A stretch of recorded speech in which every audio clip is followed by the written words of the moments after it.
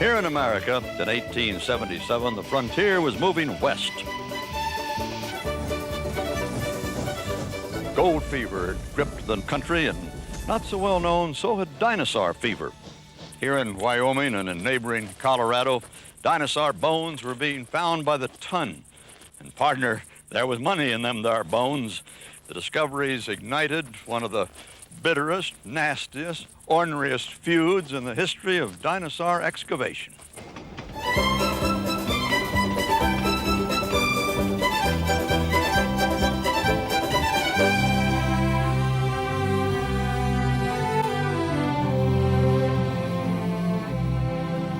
Opening up the West for gold prospectors and dinosaur hunters posed a problem for anyone seeking fame and fortune.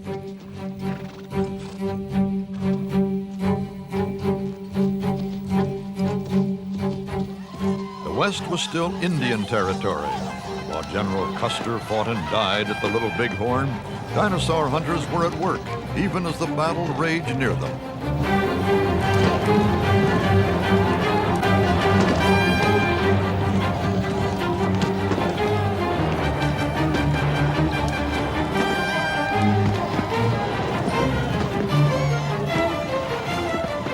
They crept around the perimeter of the battle to dig out the dinosaur remains before a rival could arrive on the scene.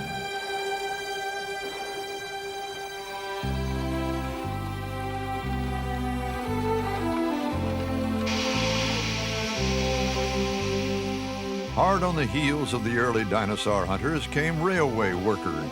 They too found giant bones in their thousands as the iron horse cut through the rocky terrain of the Midwest. Here at Como Bluff in Wyoming, paleontologists, or dinosaur detectives, still search for dinosaur bones. Each new find reveals more clues about dinosaurs and their lifestyle. Bob Backer, a modern dinosaur detective, has retraced the steps of the early pioneers. He's driven by that same spirit and thirst for knowledge that was born 100 years ago. I think the secret is the spirit of the times. When the railroad was coming through here and the survey men were coming through, there was the sense of this as the frontier, not just a political or an economic frontier, but this was a scientific frontier. How did these old railroad men know that they were finding dinosaur bones, for heaven's sakes? You know, they didn't. When they first found the giant bones here at Como, they thought the rocks were much younger than they really were. They thought they were in the age of mammals. And so they sent a telegram back to New Haven, to Yale, and they said, we have these giant bones, and we think they're for this huge, giant ground sloth. Two East Coast professors, Edward Drinker Cope and O.C. Marsh, both recognized the finds for what they were. The huge dinosaur bones dwarfed anything yet found. Both men had a passion for dinosaurs. Both were rich men who could pay handsomely to acquire them. They had started out as friends, but by the time of the dinosaur bonanza, both were bitter rivals. Each man used his money and driving ambition to outwit the other. It was just a feud until 1877, when Marsh acquired a staggering 30 tons of dinosaur. The bone wars had begun. They let their discovery be known back east, but was there a rivalry and you say a gold rush? Incredible one. Was it really coming Incredible out one. The two men, Professor Cope in Philadelphia, Professor Marsh in New Haven, both wanted the bones from here. Marsh got here first, and his men worked up and down Como Bluff and got, as I said, the easy bone, but they got a lot of good easy bone. For both Cope and Marsh, it was a fight to the finish. Neither was willing to see good specimens fall into the hands of the other. They would rather destroy finds than see their rival get them. Stories still have it that each man ordered his henchmen to steal the finds of his rival, and what they could not steal, they smashed. Cope hired two men to rustle a dinosaur, the Hubble brothers. They came over the cliff. When Marsh's men were at that end, Cope's rustlers came over that end. They got one dinosaur, but a good one. It's the big meat eater mounted to death in New York, the Allosaurus. Well, was anybody killed in these dinosaur wars? No, I don't think any shots were fired in earnest. except in print. Yeah. If people could be sued for scientific libel, it would have happened. By the end of the Bone Wars, Cope and Marsh had between them collected and named over 120 new species of dinosaur. At Como Bluff, small plant eaters like Dryosaurus and Leosaurus. Bigger ones like the plated Stegosaurus. And the giants Diplodocus and Apatosaurus. Then there were the meat eaters, Ceratosaurus and the giant Allosaurus, for whom no plant eater, however large, was safe.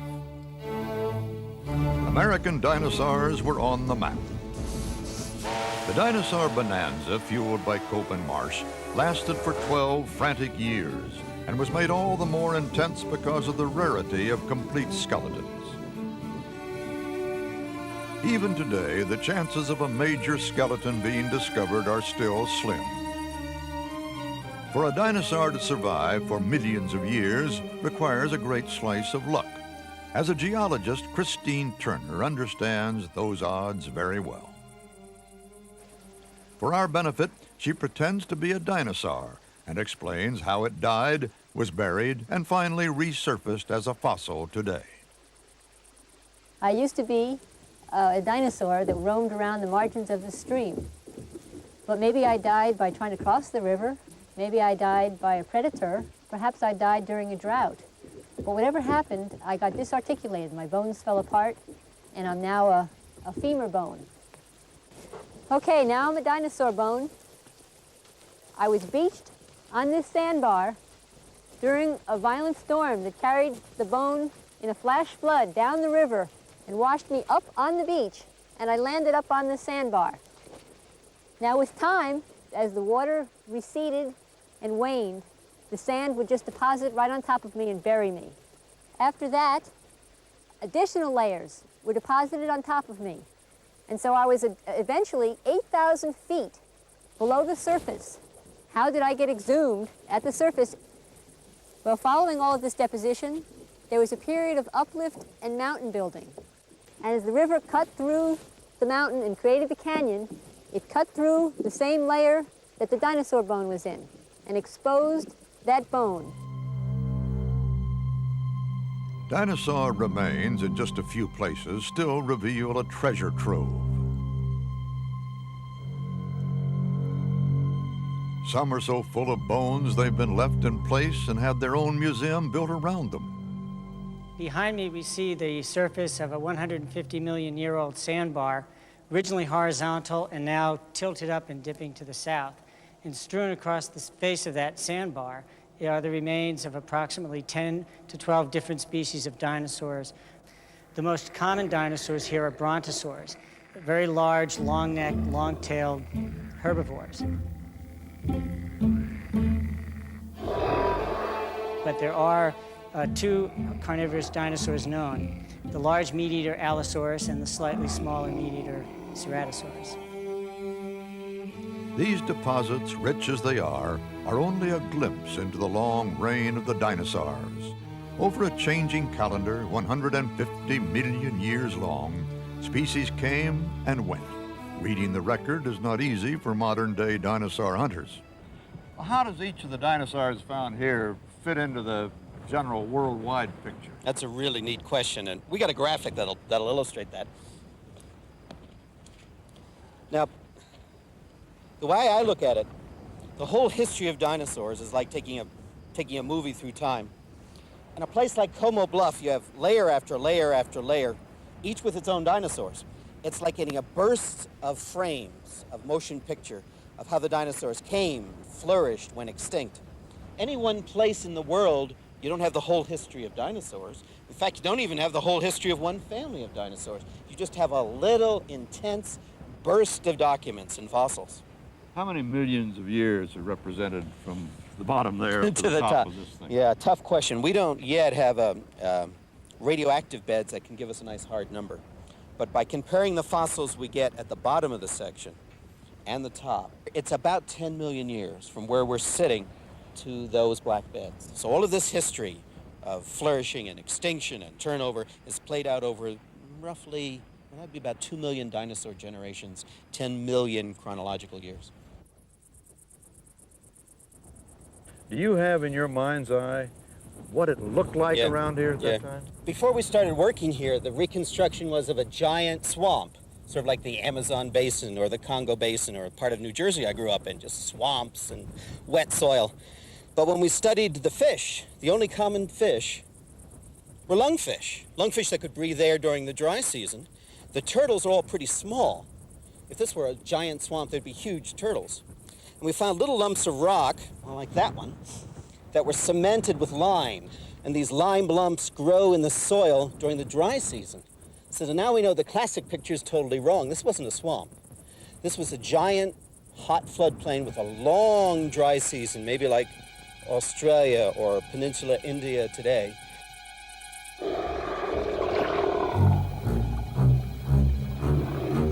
Today we know more about the world in which dinosaurs lived and the animals themselves. The giant plant-eater Diplodocus at 90 feet dwarfed the 30-foot predator Allosaurus. But the hunter would have to be cunning. One wrong move and the victim would live to see another day. Much of what we know about Diplodocus is the result of American philanthropy on the grand scale. Not long after the bone wars were over, another American millionaire became fascinated by dinosaurs. Andrew Carnegie, who made a fortune out of steel, read a story in the New York Journal of 1898. The headline said, "Biggest dinosaur ever found." Andrew Carnegie wanted it. He wanted it for his museum in Pittsburgh. What Andrew Carnegie wanted, he usually got. He immediately dispatched a man with a check for $10,000 and the orders, "Buy it." In 1895, Carnegie had made his fortune in railroads and steel, and he decided to give to Pittsburgh a palace of culture. And the palace had 4 columns.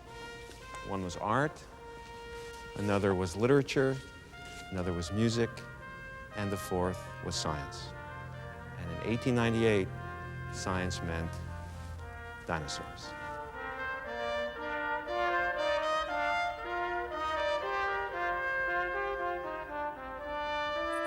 Carnegie's money bought him the best bone hunters of the day, but no amount of searching, it seemed, would unearth the skeleton he yearned for. 2 months later, his investment paid off.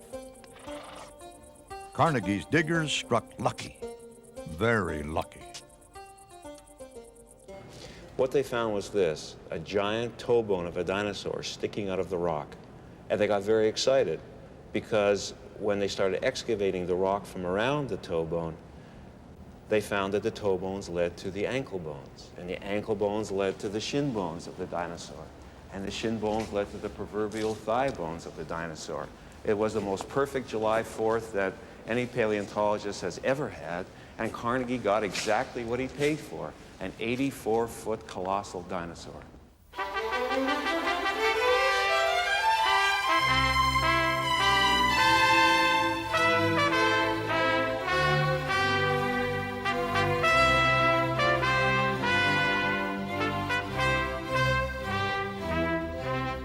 It was named Star-Spangled Dinosaur because it was found on July 4th, Independence Day. The dinosaur Diplodocus became not only the toast of Pittsburgh and the toast of North America, but it became the toast of the world.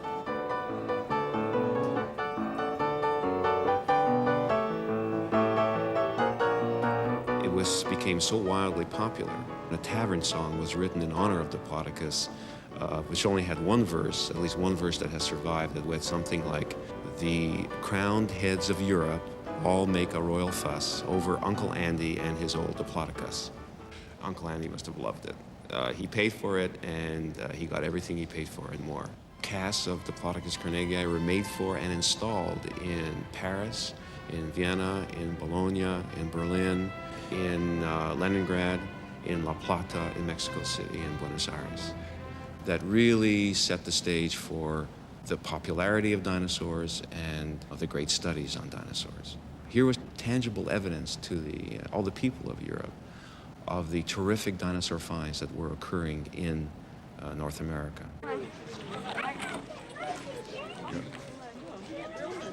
The huge bones of the giant dinosaurs inspired not only the museums. At the turn of the century, the motion picture, the cinema, was just coming into its own. And a young animator named Winsor McKay produced one of the very first animated pictures. It was called Gertie the Dinosaur. For the first time, showed the public what dinosaurs really were, moving, living creatures. And they gazed at them in awe and amazement. Something I'm going to do right now.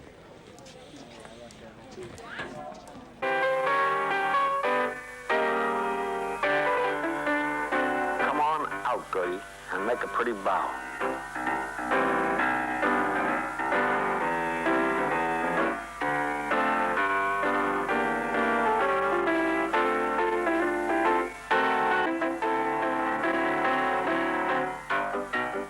Gertie, down her jumbo.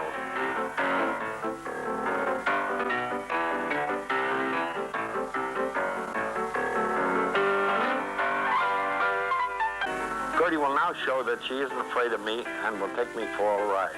Alley up. Audiences everywhere were spellbound by Gertie the Dinosaur. But that was soon eclipsed when, in 1909, an even bigger giant came to light. A German expedition found in East Africa a dinosaur so big it could easily look over the top of a 4-story building.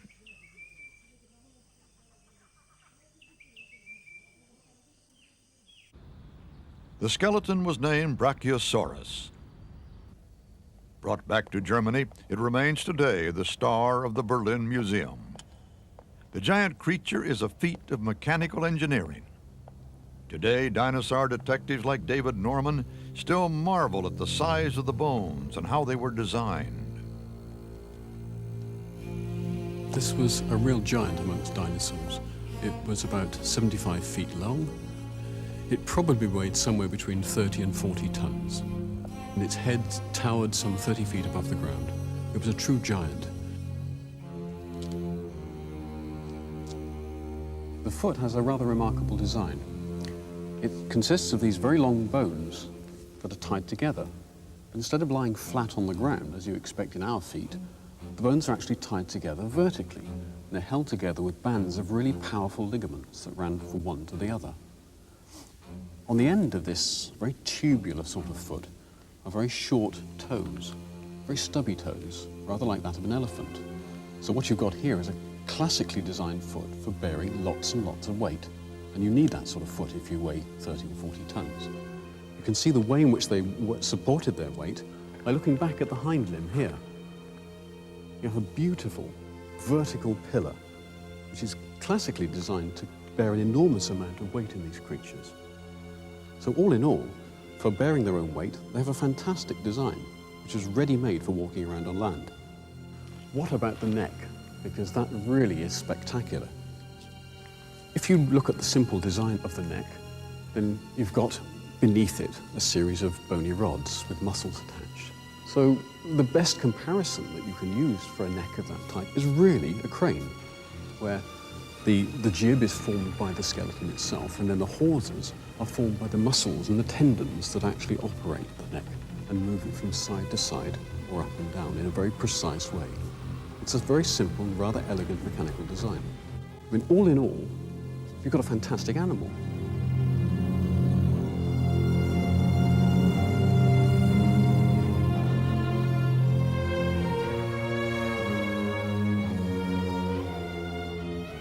Brachiosaurus means arm lizard.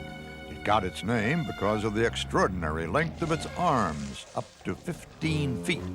These arms gave it a giraffe-like posture, ideal for reaching up into the trees where it would nip off vegetation using chisel-shaped teeth. Studies of the bone tell us that unlike modern reptiles, it grew fast, achieving its huge size in a few short years.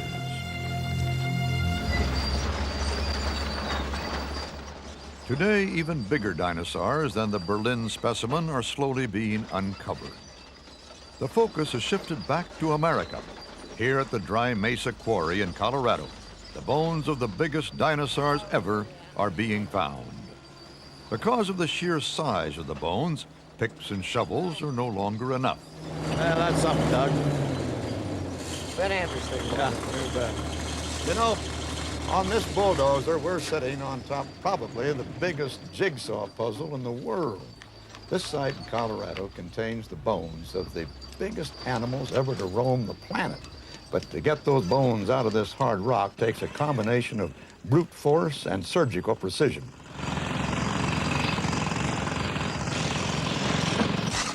Ken, what's the process of getting bones out of this hard rock here? First of all, we bring a dozer in and cut this overburden down, and we take it down as close as we dare to the top of the deposit. Well, we start with air tools. We have jackhammers, medium-sized jackhammers, small jackhammers, mainly just to move rock. But when we discover a bone, then we usually move to smaller tools like the awl and the hammer. Those bones look like they've been varnished or lacquered or something. They have. As we uncover them, we put shellac on them to help hold pieces in place and make the bone a little stronger until we can work around it and get it collected. Oh. These bones have been covered on top with the strips of burlap and plaster.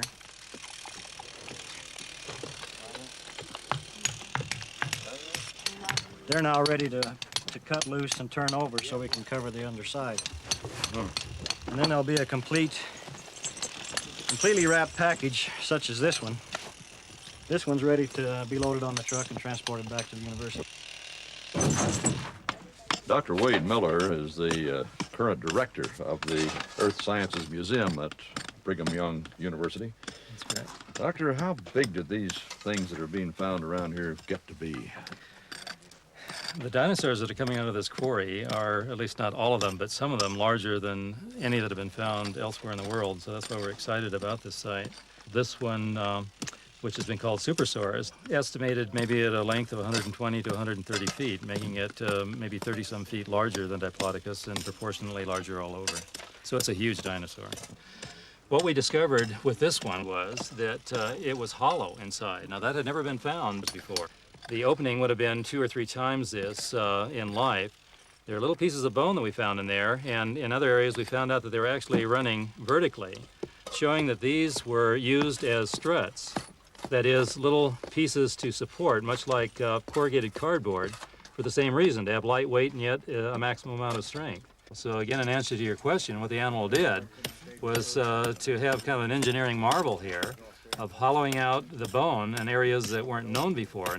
So in other words, you can have fairly light bone structure and still have a heavy animal, as you suggest, 50 tons or so.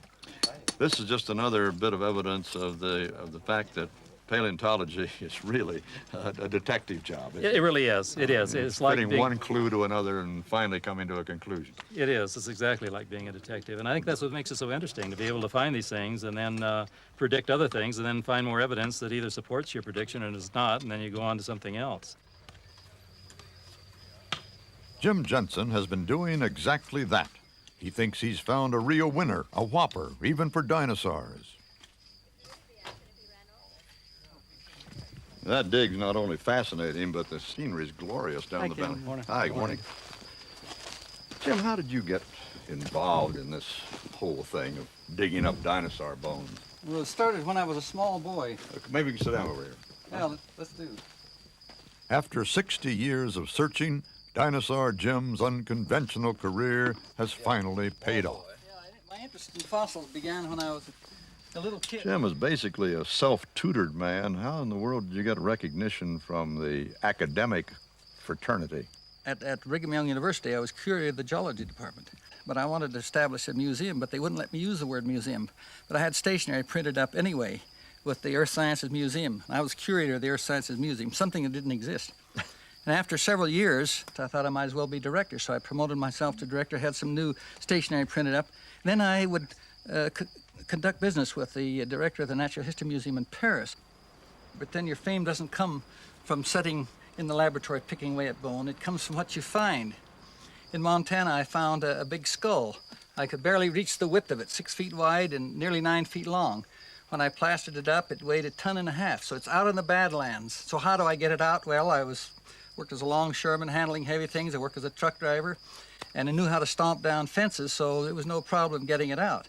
I continued collecting material, and eventually amounted to a tremendous amount underneath the University Stadium, and I consider that one of my triumphs, is to get some of the athletic department space to put my bones in. Jim Jensen's big find really is a whopping great dinosaur. He calls it Ultrasaurus, the ultimate in big dinosaurs. But here, Walter, I'd like to show you something. Oh, for heaven's sake. What's that? Well, the New York Giants have never played in the stadium, but had they done so, this is something that might have been left behind. I suspect you knew we were coming. Yeah. But seriously. To assemble it upright, he needs the university's 60,000-seat stadium. So far, though, he's only found a leg and a shoulder blade. What the whole skeleton would do to the home team is anyone's guess.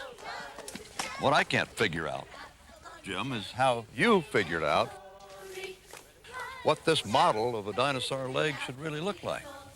This leg belongs to a dinosaur of a group that were plant eaters. They walked around on four legs, had a long neck, long tail, so we know the type of dinosaur it was.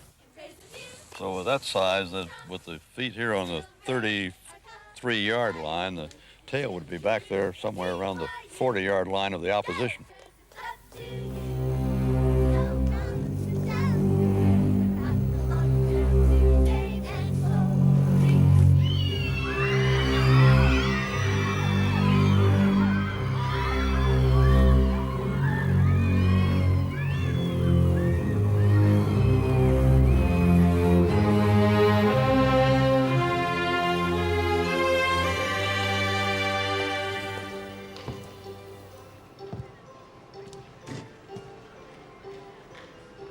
Although the dinosaurs died out 65 million years ago, you'd never know it at New York's biggest toy store. Here, dinosaurs are big business, generating millions of sales and enthralling kids of all ages.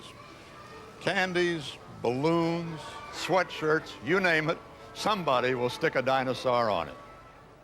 He's killing it! Whoa! Oh, you're gonna push him right off the cliff. Whoa! And he's charging! Oh, but he'll crush them all. He's too big, the T-Rex. That's the problem. That's why it was called a Rex. No, but it's the king of the all. But it's 3 against 2. You might think that you couldn't come up with anything new on dinosaurs. Well, one fellow did. He was a toy inventor, looking for something new for his own children's Christmas. So he asked them, and he came up with a moneymaker that has astounded the entire American toy industry. In 1985, Jim Alley needed a winner. Toys were a cutthroat business. For him, gloom already had set in. It was the day after Christmas, and my kids had just gotten all the robots they could ever stand. And I knew that I was looking for the next thing that would make kids really excited. And I thought, gee, what was the one theme that kids didn't have any toys to play with? And it came to me right away that my kids, and when I was a child, the same thing, everybody likes dinosaurs. And the kids really need something with dinosaur toys. And you just couldn't give a kid a couple of dinosaurs to play with. You had to give them a reason to play with the dinosaurs. So I came up with the idea of Dino Riders. Great. Now these guys are all in exact scale to the dinosaur. So this is like, these are like 5'10", and this is how big the dinosaur was, really big. Really would be. Mm-hmm. Okay.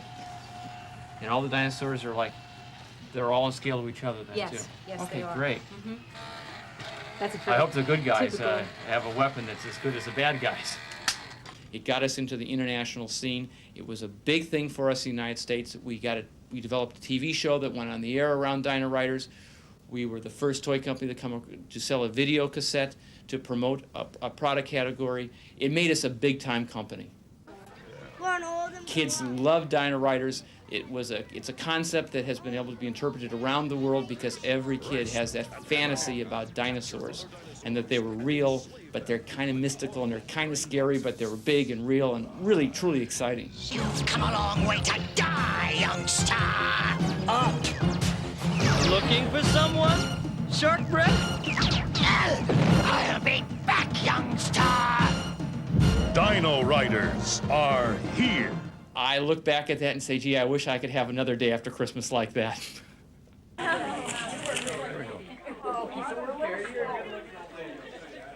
Well, movie moguls, too, found a way to make money out of dinosaurs. Countless films from King Kong to Fantasia fired imaginations around the globe. Mostly, it was the aggressive flesh eaters that were used to terrify the audiences, frequently in pursuit of buxom young ladies. The fact that the dinosaurs disappeared from Earth 64 million years before we appeared wasn't allowed to get in the way of a good story.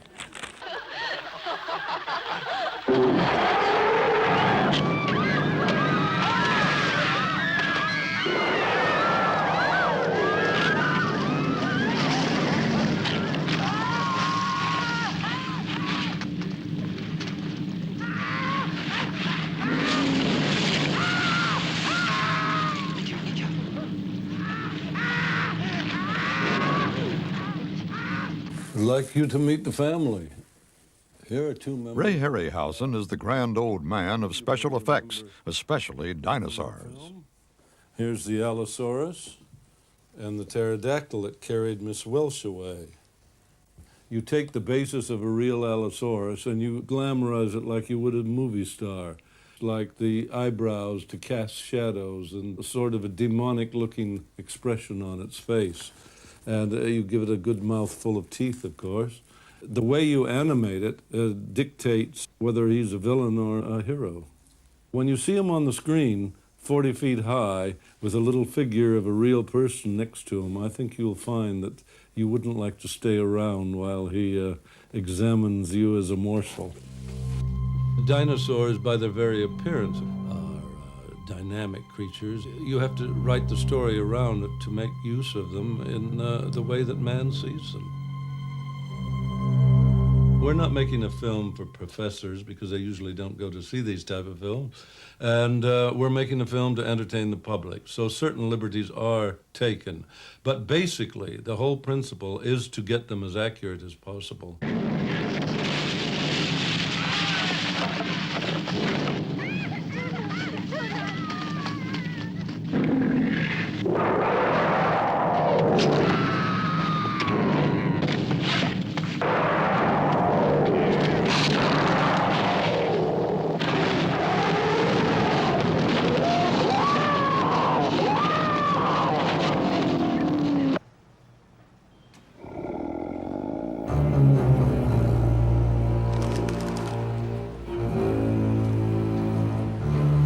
Did you see that? If dinosaurs were so immense and so heavy, how in the world did they move around? Well, the dinosaur detectives are still finding out. The secret lies in their bones. Huge, yes, but they were well-designed marvels of the animal kingdom. Despite its length of 90 feet, Diplodocus moved smoothly and efficiently over the ground. It swung its long, straight, pillar-like legs in an easy stride. The neck and tail, held by powerful tendons running the length of its spine, added poise to the body as it moved. The clues were confirmed when, in 1980, dinosaur detectives began looking again at another detective trail neglected for 30 years. In Colorado, huge footprints, dinosaur trackways, caught Martin Lockley's eye. At this spot, the footprints left on a muddy plain by a passing herd of huge dinosaurs were frozen in time. The mud baked hard in the sun and later turned to stone. And millions of years later, the footprints were exposed in the bed of a river. Lockley is convinced that the tracks provide clues to how the dinosaurs moved in life. Well, what we have right all around us here are a series of brontosaur trackways going parallel. These 5 animals were going in this direction as a group. These are the big back feet here, and these are the little front feet. And there's at least 5 animals about the same size, group of sub-adults that were moving together almost certainly as a herd.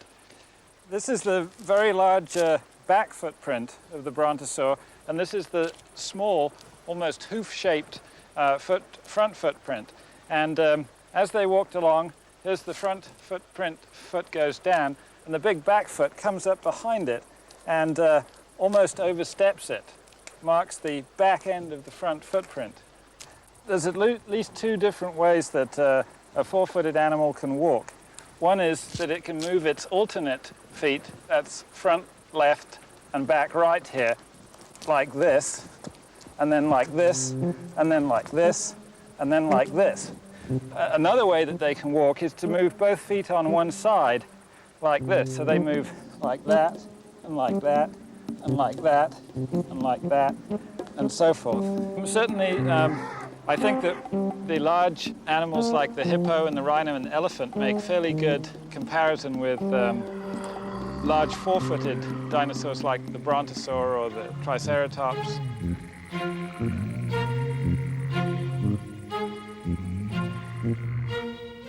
The wealth of new evidence dinosaur detectives have discovered about the movements of these huge beasts is eagerly sought by others. Professional sculptors and artists have done their own investigations. Recreating full-size dinosaurs has turned Dave Thomas into something of a sleuth. Basically, the problem is that you can't actually see the animal you're sculpting. Well, the first thing you have to do is your research, study the animal, and the first thing I did on these big bipedal ones was basically by reading tracks and then by putting the skeleton into those tracks and trying to see how it moved there. The first thing I found was that the dinosaur balances here at the hip joint with the tail balancing the front part, but he also uses the tail to balance left and right, so that the tail, the long tail there, is a tremendous lever, balance lever, just like a wire walker's pole. I wanted to make it as far forward in the stride as I could. With the right foot down, of course, the tail is off on the left. And I was afraid that I had the tail too far over, in which case it would have fallen this way. But I trusted my instincts. We put all the pieces together, welded it. We picked it up with the crane and set it on its feet. The crane lines went slack and it stood. And I knew I'd gotten it right. We don't find dinosaurs like this in the field. They don't come ready mounted. And so it becomes a problem sometimes to know how these things actually were put together. You can see the way he's menacing me, that he's interested in eating meat. He's got these big sharp teeth and they've got serrations on them. He's a meat eater. Now, meat eaters need to run after their dinner. He's got these nice long back legs, and the skeleton is balanced by virtue of that long tail. It's a racier looking animal. This is like a greyhound in comparison with an old cow. So if I was laying bets on this chap and this chap for acceleration, I'd give it to this guy every time. This one will be first away from the lights. But for dinosaur detectives, working out just how fast the dinosaur moved is no game of chance. By piecing together the clues from the bones and tracks in Texas, Jim Farlow can calculate the speed of one particular dinosaur 130 million years ago. Some of the most interesting information you can get from dinosaur trackways comes not from the individual footprints themselves, but from the spacing from one footprint to the next. One can estimate how fast a dinosaur was going from the length of the footprint as translated into the leg length and the length of the stride. Now, in a dinosaur that's walking, no particular hurry, just doing whatever dinosaurs do normally, the stride length is generally around 5 to 7 times the length of the individual footprints. In the case of the dinosaurs from the site in West Texas, where the stride length was 15 to 20 times the footprint length, one can estimate that they might have been running at speeds of as much as 25 miles per hour, which is pretty respectable by anybody's standards. Jim Farlow believes that speeds like that have direct comparisons with the animals of today. The emu is a fast-running bird, and it leaves a footprint just like the tracks found in Texas. Well, we're interested in animals like the emu here because the emu is the largest living flightless bird. It sometimes seems to me in some artists' reconstructions of dinosaurs, they almost make their faces too mammal-like. Whereas if you look at the face of a lizard or a crocodile or an emu, there's something alien about it, something very unmammal-like. And so when I look at this fellow's face, I just can't help but sort of see through the feathers and almost think that I'm looking in the face of a dinosaur. I expect they had that sort of, that harshness, that glassy look to them. It's hard to put into words exactly what I'm seeing, but I almost seem to feel that I've got an insight into the psychology of a dinosaur from looking at the face of a bird like this.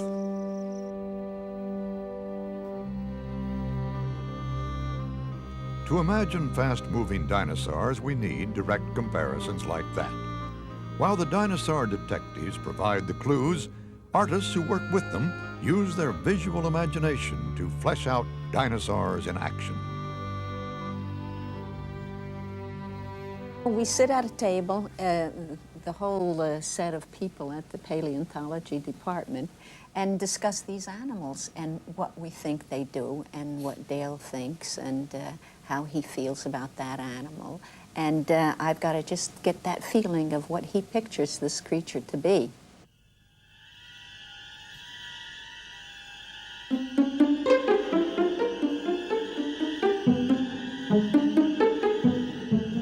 We had to begin with the beginnings, but see, I had the understanding that Miss Kish used to work with living models, and most of them were human beings of one kind or another, and so we had to work from the bones back out again. And I could put a pin in and feel where it is and say, is that as thick as you think it should be?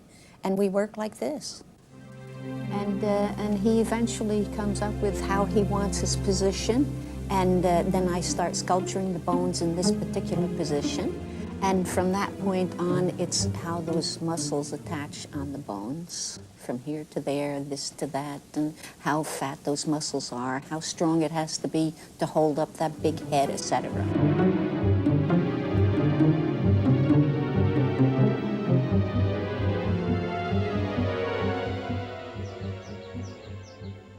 Three years ago, the bones of Carnotaurus, meat-eating bull, because of its bull-like horns and predatory habit, were found in South America. At 36 feet long and 2 tons in weight, the excitement for artist Stephen Zirkus was that with it, they found perfectly preserved imprints of its skin. It was for Zirkus the find of a lifetime. Here we have a very unique situation where instead of restoring an animal that we have no idea what it externally would look like, not only were the bones found, but the actual skin impressions were found in patches from throughout the entire body, from the skull all the way onto the tail. One of the most exciting discoveries with the skin is that we found portions of skin on the skull as well as on portions of the body. This is the first time that we've ever had any skin actually preserved, revealing what the face of a dinosaur might look like. The skin impressions of Carnotaurus on the face as well as the rest of the body, it indicates that Carnotaurus, like other dinosaurs, had reptilian skin, scaly. In other words, it did not sweat.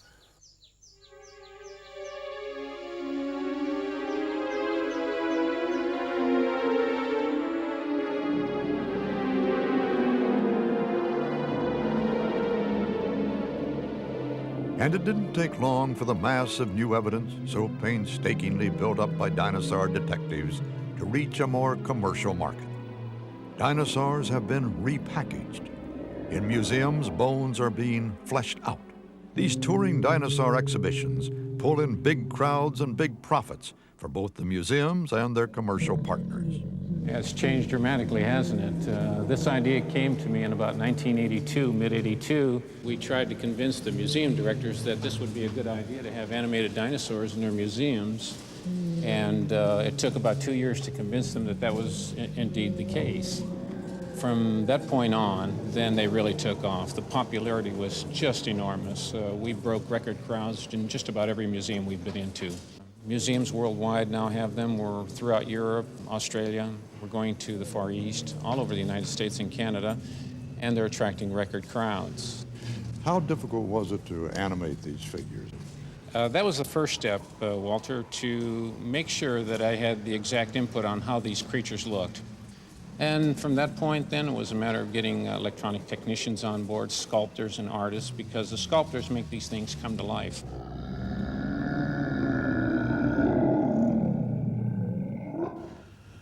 The sad thing in one respect, though, is that the amount of commercialization that can occur around the subject of dinosaurs is a bit like a double-edged sword.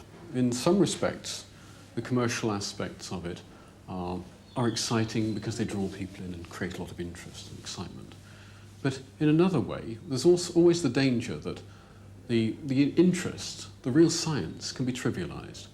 That in the end, the theme park manager or the store manager won't be so interested in the science. He'll be more interested in the terrifying image that the customers want to see.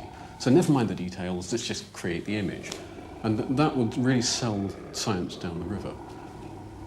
In these days, when funds are very tight and very restricted, especially in university and museum research, that we actually need more support, perhaps from the commercial side, in order to foster the sort of research, the new discoveries that are so vital to make the subject that I work in so vibrant and so healthy as it has been in the past.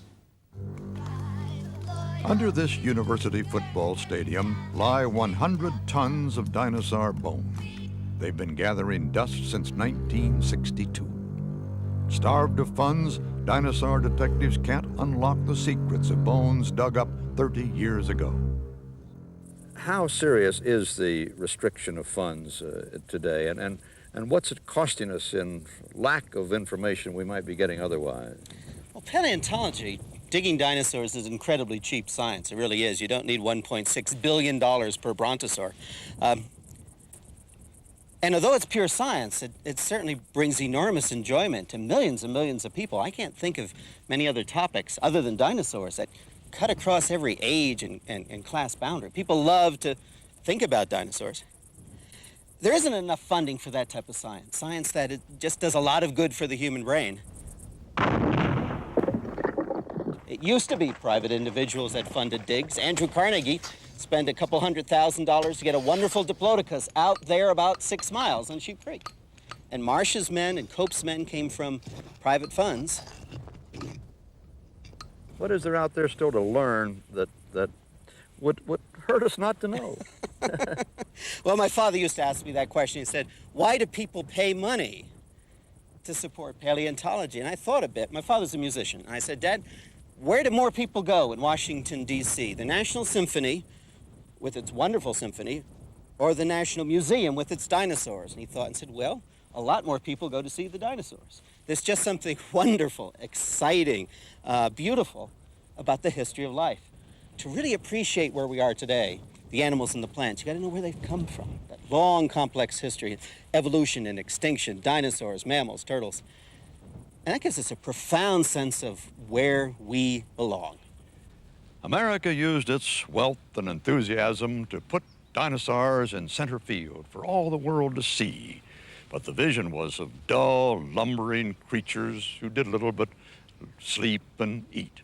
And then out of China came the first fossilized dinosaur egg, and that led to a revolution. The idea that dinosaurs might have lived in family groups. And then more eggs were discovered, and the possibility that dinosaurs were loving, caring, intelligent creatures changed forever our view of dinosaurs and the world in which they live.